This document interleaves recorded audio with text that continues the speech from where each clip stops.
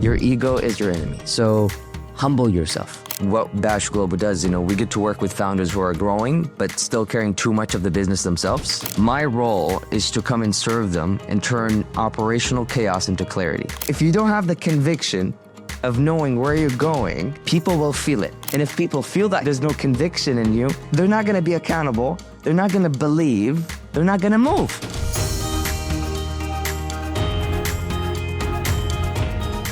Welcome to the Liberty Spenders podcast. Today's guest is Hassan Bash. He's a Saudi-American dealmaker and founder of Bash Global, which is a U.S.-Saudi network that connects family offices, founders, and operators across both markets.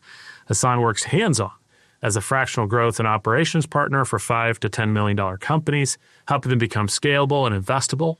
But what also sets him apart is his ability to bridge cultures and capital between the U.S. and Saudi Arabia, sourcing deals and building relationships in ways few can.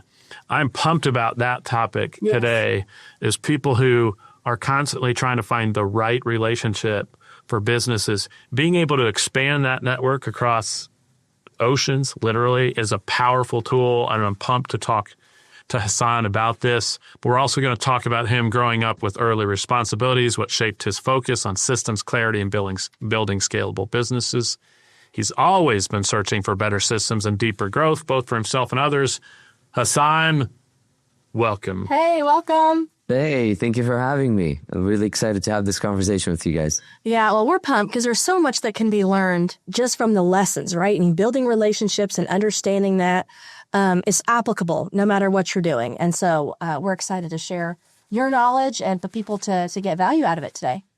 I'm pumped about it. Super pumped. This is one I've been excited about for weeks. It took a while to get on Hassan's schedule because he's bopping back and forth between the U.S. and Saudi. He's doing all sorts of fantastic things. In fact, even today, you just shared with us that right after this, he's like, yeah, we have a privileged status because we got to do this and then he's off. So, but for people who don't know you, give them the sort of Cliff Notes version. What's Bash Global do? What's the company about? What inspired you to create something that connects business investors and operators between the U.S. and Saudi? The main thing that I want to start with, when I was basically 18 years old, between 17 and 18, I was in one event that I went to. I got invited to an event, and it was a lot of people in this one event, which brings me to today's world, is bringing people together. And Bash Global, the whole idea behind it, it's throughout the journey of business and building relationships and introductions and in the world of consulting, is if we're able to bring people together at an event in person, no matter where in the world, things will move forward. Mm-hmm. No matter where we're at in the world, things will move forward. If it's based on your health, wealth, relationships, it doesn't matter.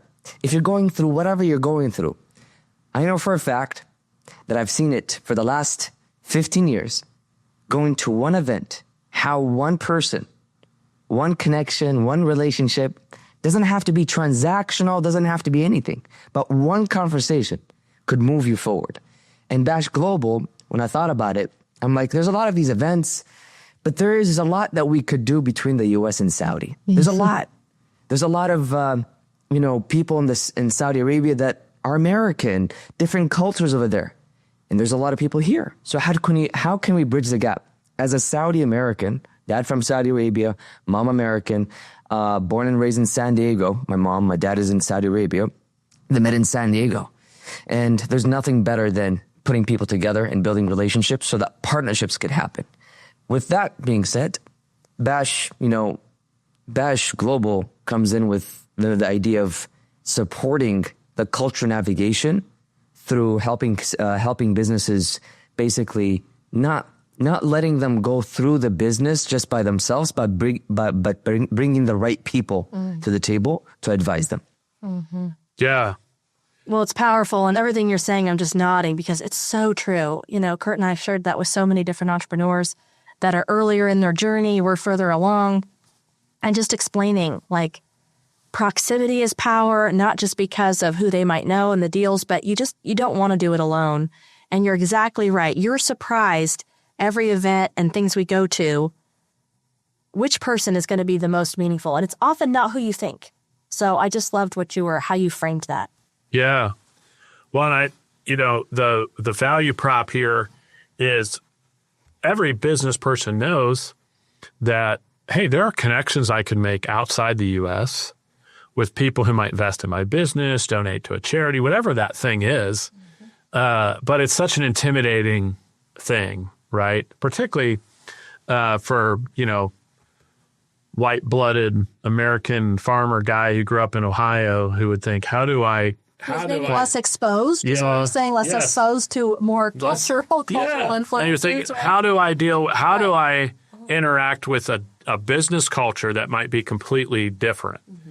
And so it feels intimidating. Mm-hmm. Have you noticed any cultural differences? Is that all in my head? And that's maybe, of course, what you're bringing to the table. You know how to advise on that. What's the difference as you start to communicate between Americans and Saudi folks? So this is the part that it's a kind of meta topic, but I'm all into getting into this topic because it definitely comes. The last few months, there's one thing that has been happening on my conscious mind. Mm-hmm. It's not the narrative, it's what narrative. Mm-hmm. Which means coming back to culture. Well, what is that narrative telling us? Do I judge the narrative? Do I respect the narrative? Do I understand it? Do I acknowledge it? What does it mean from this perspective? What does it actually mean?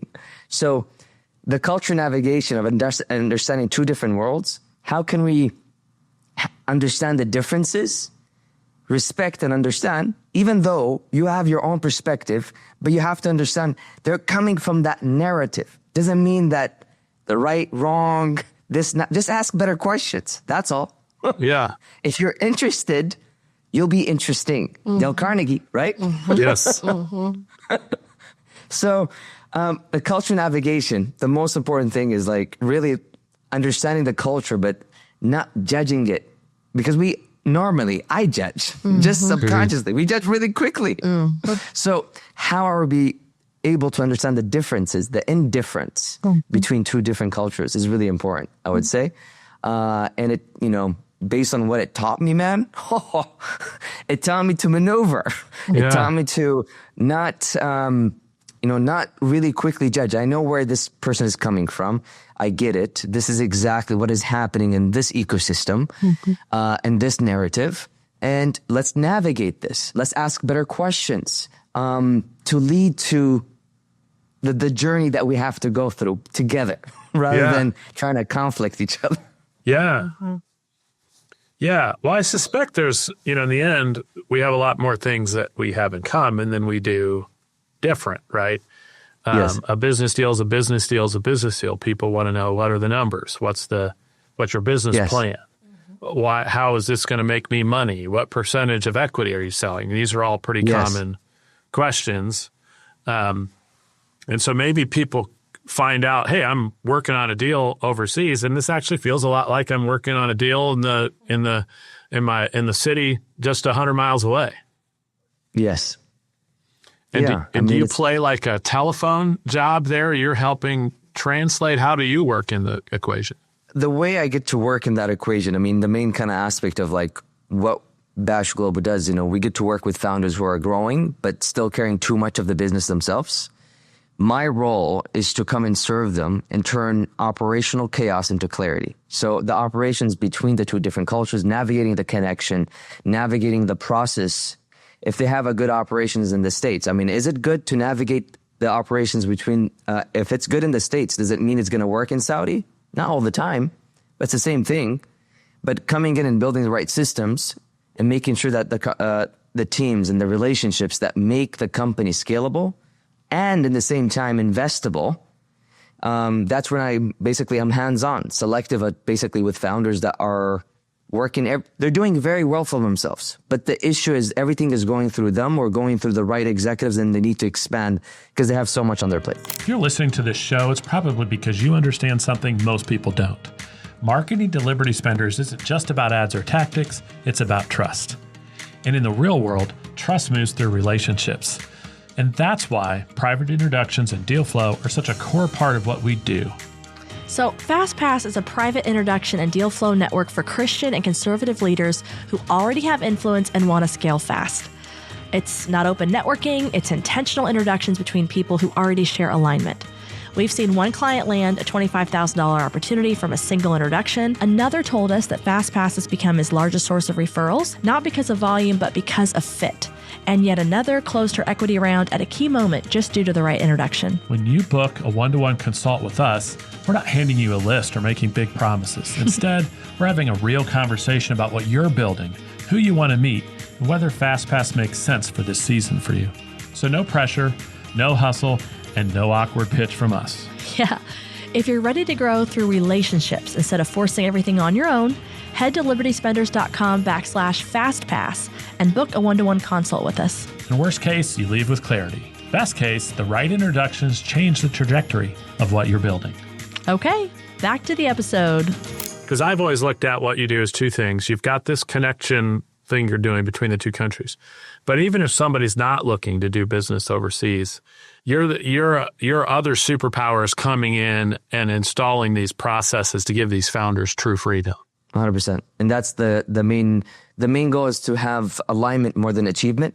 Because you could achieve, but if there's no alignment between the container, which is the team, and the operating system, whatever the operating system, which is having some sort of structure, so you can let the structure be. It's not like being perfect within the structure, because there's no such thing. There's always going to be some sort of problem. You're solving this problem, another problem is going to come up. It's like this rhythm. But having a structure as simple as having meeting rhythms, but not wasted meeting rhythms. If it's a team meeting, how can you have a productive team meeting, not a 4-hour team meeting, where you have a better output? Meeting rhythms, which is where the systems comes in, because you could put systems in place, but if it's not really looked at, if it's not really, you're not leveraging it, there's no point of doing that work. So I'm curious about this then. So when you step into a company that feels chaotic, right, or they don't have those systems in place, what's the first thing you look at to try to ascertain where to start putting in some of your processes? The first thing we do is a diagnostic, and the diagnostic process tells us exactly if it's coming from the front end or coming in from the back end. What I mean by that from the front end is, well, how do customers actually happen? Is the issue from the front end, like meaning how customers happen and then the process of fulfilling them? So we break that process down from A to Z, and we map that process out so that we could see it visually. Can you see it actually visually to see where exactly the problem is? Because a lot of people don't know where the problem is. Well, let's document the process, how customers happen. If the customer is coming from word of mouth, if it's coming from events, if it's coming from ads, media, whatever that is, how is that process broken down? Let's take a look at it. Does anything need to be tweaked in that process? No? Let's move on. If your growth is good and you know how customers happen, it's working, great. Let's move on to the fulfillment. What's the issue within fulfillment? Which department of fulfillment? And we break that down. Is it more on the hiring? Is it fulfilling the product, fulfilling the service? What does that look like? Let's break it down. Do we have policies? One of the things that I could share with you, when I was in New York last week with a client, for 3 days, we're doing a quarterly sprint planning, plus looking at every single SOP, the processes, reviewing everything to see if anything changes, because it's been almost 5 months. We sat down and we looked at every single SOP in policy. We created policies because it was not so much of the issue of the procedures. The issue was coming from standards within the company and consistency and having those values. Because it's not so much of like, you can have all the SOPs you want, put in a book, put it on Google Doc, easy, right? But if you don't have the standards and the alignment with the team, accountability, the leadership to lead them, it's not going to move forward. Yeah, isn't that true? Where so many founders, entrepreneurs, business owners fail is, man, even if you're taking the time to try to diagnose those things, right? You bring somebody in from the outside, right? You get this amazing training. You say, okay, we're going to do all this. It's what happens after the fact is what I think you're saying, right? Is how are you making sure that stuff gets checked, rechecked? How are you baking that in? Am I repeating your thoughts correctly? Yes, being accountable, because nothing is going to move if no one is able to follow the leader. If you don't have the conviction, even this is the funny part. If you don't have the conviction of knowing where you're going, people will feel it. Yeah. And if people feel that there's no conviction in you, they're not going to be accountable. They're not going to believe. They're not going to move. Yeah. It's not going to move. No matter how sexy the system is, how beautiful the system is, they will not move if the leader is not convicted in himself or herself to move the ship forward. So true. People need someone to follow and someone to lead so that they can also lead. And, I get to see this over and over again. It doesn't matter, no system. It's going to come back to alignment and having that alignment with the team, with yourself, which comes back to clarity. You could have your key initiatives, right? You can have your theme for the quarter. Let's say, for example, your theme this quarter is going to be stabilize and grow. For example, stabilize or grow. Or maybe your theme is survive. Let's survive this next 90 days. Yes. That's inspiring. Yes, no, but I get it. There have been 90-day periods where that's been the goal. Yes. Yes. Depending on the season. Right. Because it's business and life is all seasons. Amen. So it really comes down to, you have your theme, you have your key initiatives, you have your metrics, you have your KPIs. I'm going to hit these main KPIs. But if you don't have the alignment and the structure to make that consistent, it's never going to move forward. Yeah. Rhythms are the mother nature of the business. Yeah. Yeah. I love your the use rhythm. of that word. Even from the first time you said it, I was like, it's so true. Rhythms? Yes. Yes. Yes. What's one mistake that you see a lot of fast-growing companies make as they try to scale? Or what's the most common cause of the problem that sort of hijacks that? Overcomplicating things to execute. And you could be in the weeds of building an APR for a long time, or a system, and trying to build it without not executing it for months and months and figure out, okay, let's talk about AI for a second. This I was is just going to say, this is a good segue. Yeah. It's like, you want to build agents. Okay. This quarter, it's like, hey, let's build agents. It's a great time. We got to build agents, man. Like this industry is moving so fast. The competitors, oh my God, AI, this and that. And it's a great opportunity. Yes. But that could also be a distraction from just focusing on the things that actually matter. Because AI is going to be there. It's changing all the time. You could always come back to it. But is it actually going to move the needle? Or do you need to actually focus on what actually matters? And I don't know that until you have everything aligned and documented to know, is that the most priority thing to work on building an agent right now? It's like building an agent is the most important thing. And you're going to work on it for 6 months, and then another 6 months goes by, and then you got another new agent coming out with a different agentic thing. Is it? Yeah. Now, that's a question for the audience. It's a good one, because we've definitely had people from different perspectives, and we know experts in this space, right? And people that say, you got 3 to 4 months, like you don't get something. And I think it is so critical, focusing on what really matters at the end of the day, right? Where's the lift? Or as Kurt and I talk about this 80-20, what's the, 20% that gets you the 80%, benefit? And it is hard when there's all this pressure around you. I love how you put that. It's a question for the audience. Yeah. Well, it's something we all need to be thinking about and I love the thing that you're saying about overcomplicating things. Over the years, I've certainly created some overcomplication within our business, which often comes, the 80-20 book says this. It's like managers love overcomplication. Yes. Right? Because it gives them something gives us something to do. Something to like, we get to plan this cool matrix. We've got a 14-tab spreadsheet with a pivot table, and this is really cool, and we can work on it all day. And it's just really... I'm laughing. You don't live in spreadsheets. Manager work. Yeah. No, I mean, spreadsheets isn't my overcomplication. It's other areas, And I think that's a big enemy of success. 100%. I definitely agree on that because we could add more. We could add so many projects. I feel like this is, I think, something that I could share with you because I've seen this over the last 15 years is we don't know that we're adding so many projects on the table in one quarter, like one quarter. There's so many projects that you're adding that you don't know that these are all actually projects that takes weeks and to add and more energy. Like you're adding more projects to the table. If it's going to be hiring, AI, launch the new whatever thing that you want to launch, create the next thing. Let me go and talk to these people. All that takes energy, time, which is focus. And your focus and your energy, you have so much energy, so much. And if you're able to focus on the main thing, which this is the hardest things, as leaders, we're here to make decisions. You are hired to make decisions.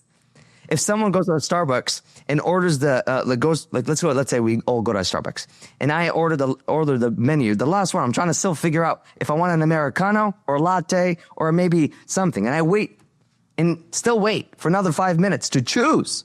I should not be hired because we are hired to make decisions. Even if it's wrong, that's the whole point, is to have the conviction to make a decision and move forward quicker.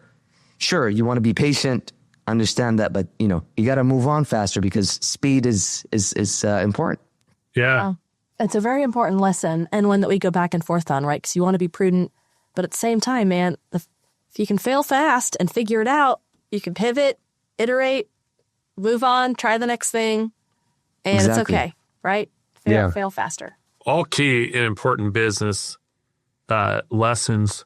I know you, from the very first time I met you, one of the things you emphasized was you're very hands-on, very selective about who you work with. How do you judge, how do you make a decision, this is the kind of person I want to work with? What standards have you sort of set for yourself? Oh, this is one of my favorite questions. In today's world, there's not a lot of people that go out and do this kind of work that I believe in my perspective, in my narrative, okay? It's my narrative, guys, is that there's nothing better that we get to meet the client in person. So I actually fly out to my clients and go meet them in person and actually feel the energy, feel the room, do the diagnostic beforehand, of course, on Zoom and stuff, to see if they qualify. But actually, we get to fly out and go see them.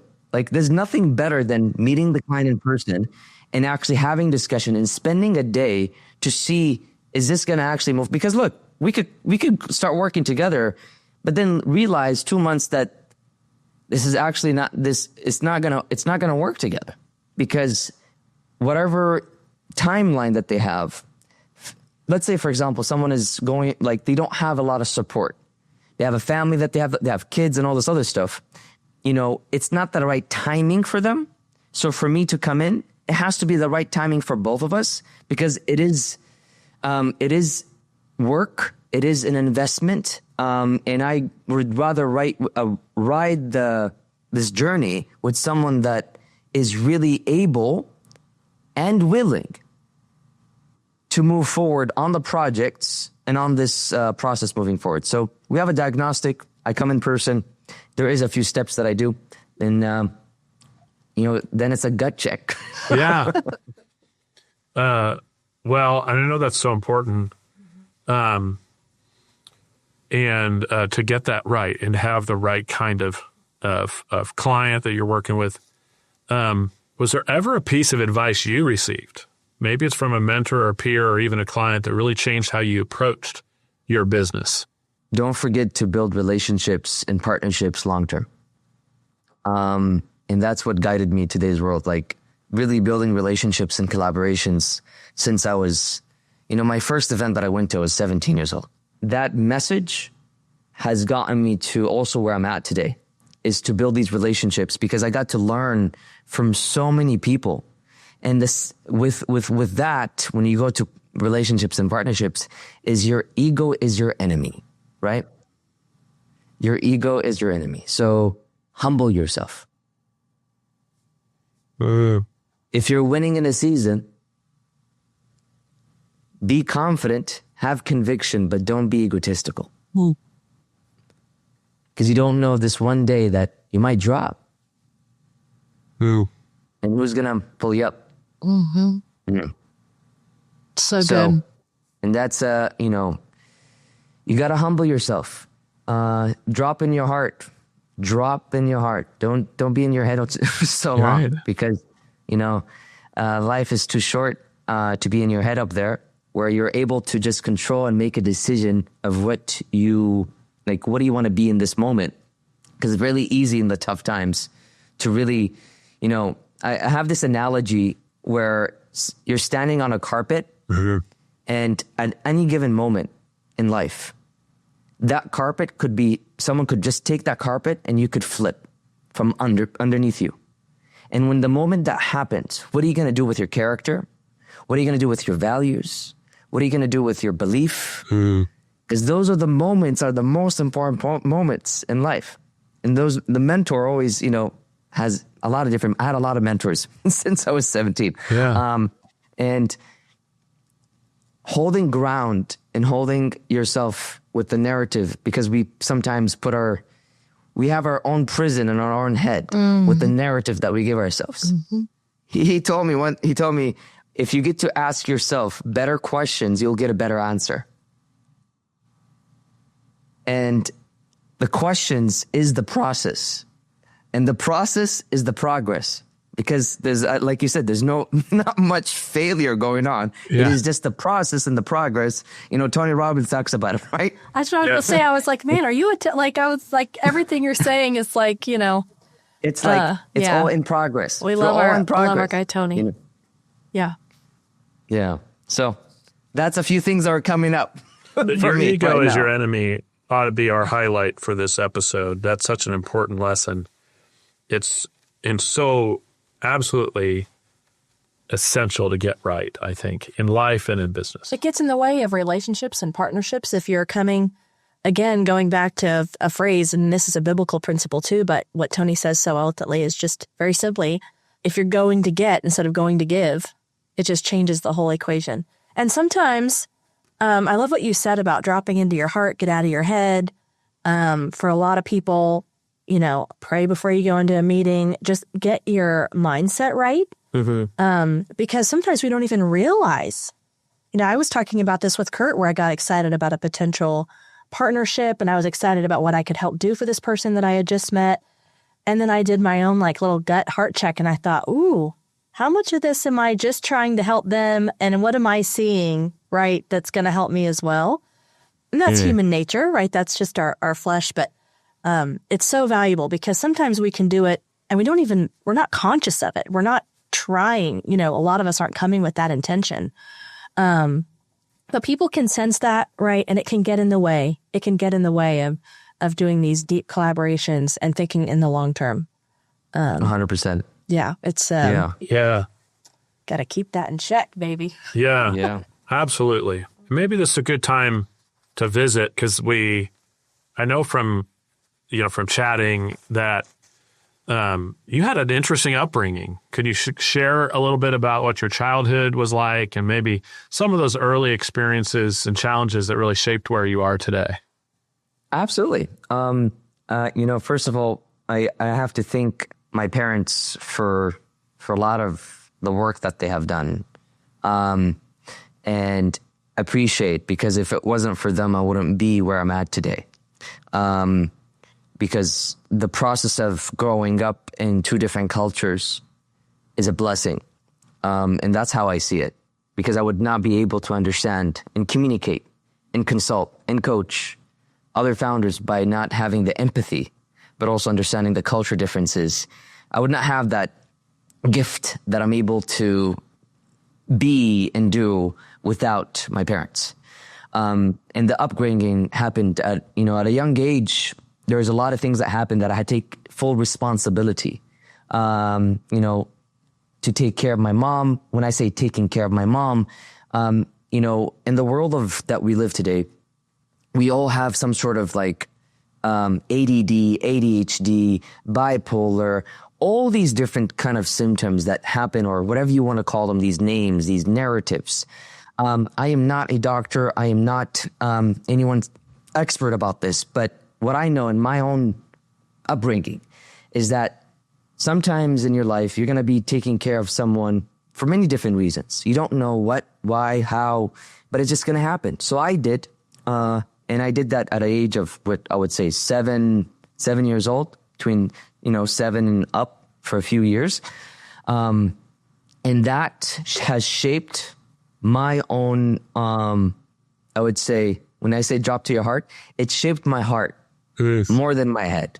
And the reason why I say that is because I have the empathy to understand and communicate emotionally, because, supporting my mom through that hard, tough time, through that process, and looking at the different narratives and seeing things that I had to really work with and figure out along the way.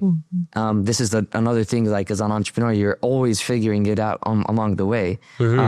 And as you move forward. So I had to figure things out when I didn't understand or fathom at a young age. So I had to understand and figure it out. What exactly do I do with this situation with my mom and being at home or going back to school and back and forth, and really understanding how am I able to grow up from this? How am I able to learn from this?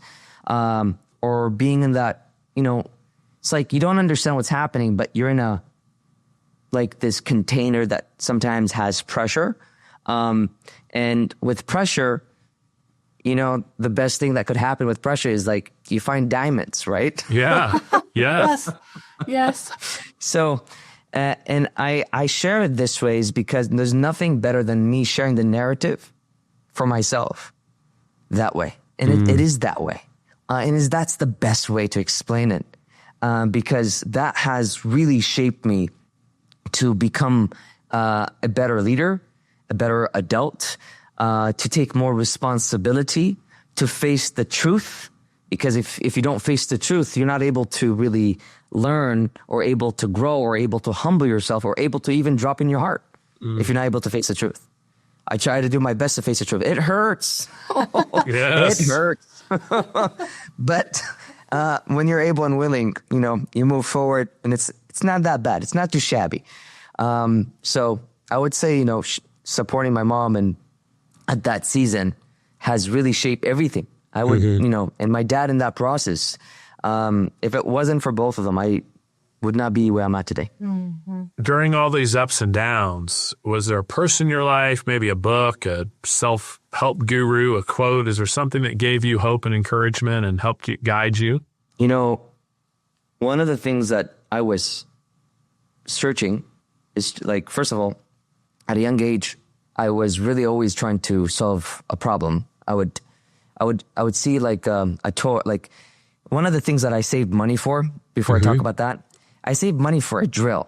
Why would a 7-year-old save money and wait for months and months and months to buy a drill? Yeah. Yes. I just love drills. Trying to build an epic playhouse? I don't know. I'm coming I would up take the drill and I would go around the house. I swear. I remember that drill caused a fire in the house. I just would love to fix things and also break things down like Legos, and I would just work around it. Now, really coming to what specific mentors or things like that, based on your questions, I think the best, I had so many mentors. I was seeking mentors. I didn't have, because I was in Saudi, and at the time, there was not so much thing about in the world of personal development. And even if you search on Google, it was a little bit different in that world of you can go on Google and you could find an ad and you could write, something. Most of the stories, something pops up, an ad, and it's personal development. It wasn't like that for me. It was more towards the things that I was seeking someone to guide me through a lot. And I had a lot of friends, family friends, that supported me along the way. And then it led to books and courses, certifications. So family, friends, mentors that were ahead of me that would give me some sort of philosophy or narrative that I would understand. And this would be from, people that understand physics, math, because there's so much in physics and math that relate to life. And then it leads to, I would always hang out with older people all the time. And then, it's perfect timing, by the way. I got to show this. This is the most thing that I'm like, one of the things I'm proud of. And I'll show you this. So you could see it's, Dale Carnegie. Yes. it's a black belt Dale Carnegie. And what this means for the people that are listening is that the Dale Carnegie Black Belt Award recognizes the achievement of the above named blah, blah, blah for over 100 hours, over plus 100 hours in training in Dale Carnegie. But also I was an assistant of one of the franchisees in Los Angeles, by the way. Wow. Yeah, you're going to learn a lot in that environment. Side note. Yes. Well, that's a good example of something, where you can get a lot of learning. Well, this has been great. And every guest of ours, we ask the same 3 questions at the end as part of what we like to call our lightning round.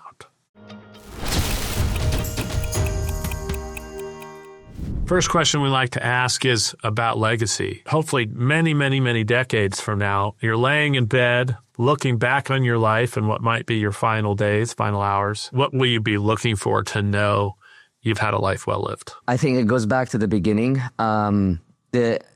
The theme you're going to see in this podcast is just because of my season. And I think life is seasons. And it's like the message that is coming through my heart now in this season. Because again, you have to speak truth of what again, it's not so much in your head.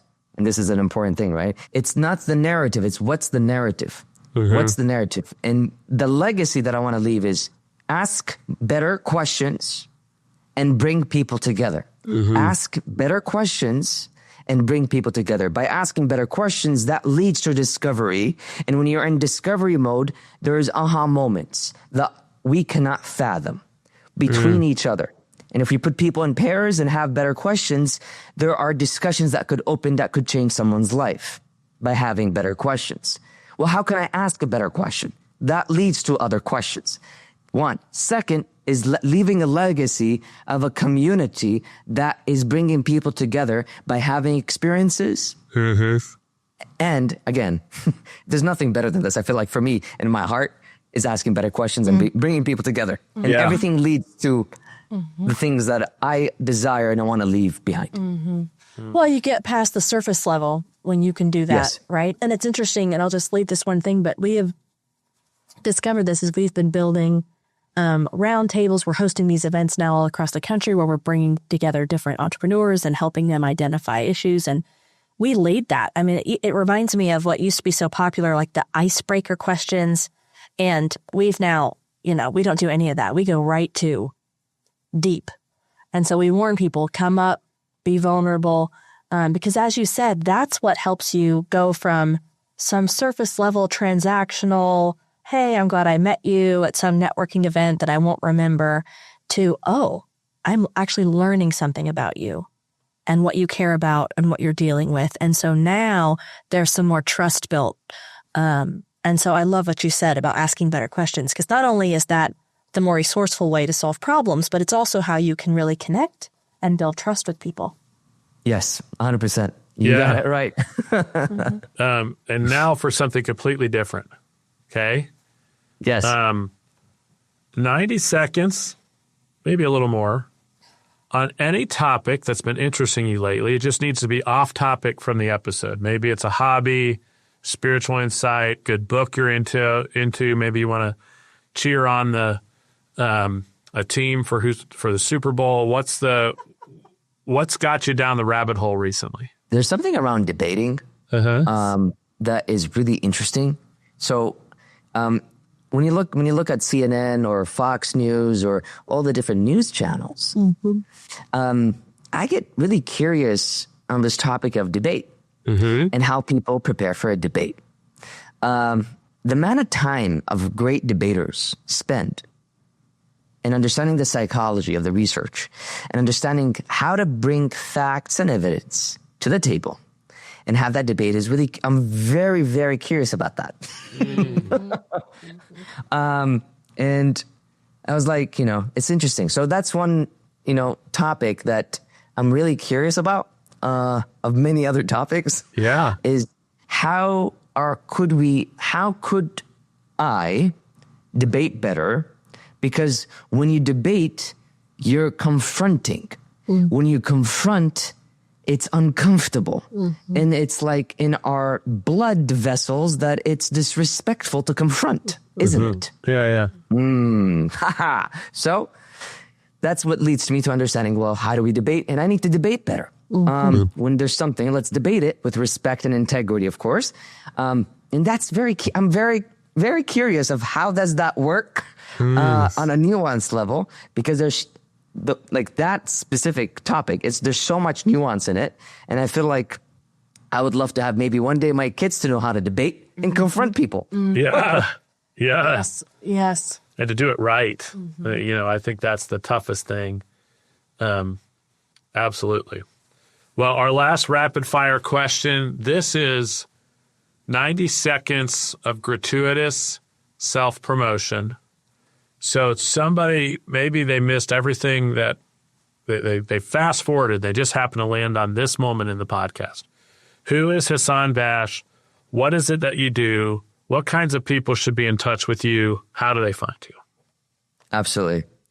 So I get to work with founders, leaders who are basically growing, doing well for themselves, doing very well. Everything is good in the business. They know it's growing. There's momentum. And this could be in the service-based industry, or it could be in the family space, private equity. Those are the spaces that I've worked with a lot. And I would also say, you're carrying too much of the business, either yourself or with two other people. And basically everything seems to be either heavy or overwhelming or confusing. It's getting harder and harder for you to make decisions.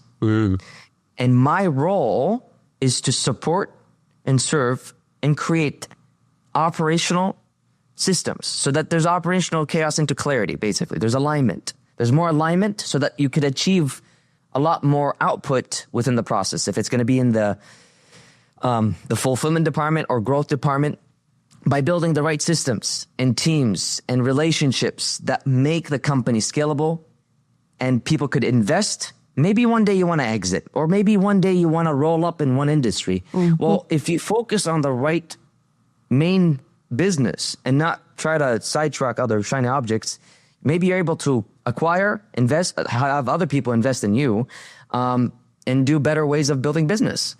And I'm hands-on, selective, and focused on long-term outcomes. And it's not about quick wins. It's really about long-term outcomes and domino effects that we look for. Any specific industries or anything like that to narrow it down? Yes. Industries. Well, between the U.S. and the States, I have clients. I've worked with clients in diverse aspect of the world, but I would say service-based, one, and the second was going to be family offices and private equity. Beautiful. Okay. Yes. Good. Nailed that. Well, this has been a real treat because you and Kurt have been able to speak and have known each other a little bit. And so I'm so glad that we got a chance to chat and that you shared this and that you were willing to do it right before you're hopping on an international flight.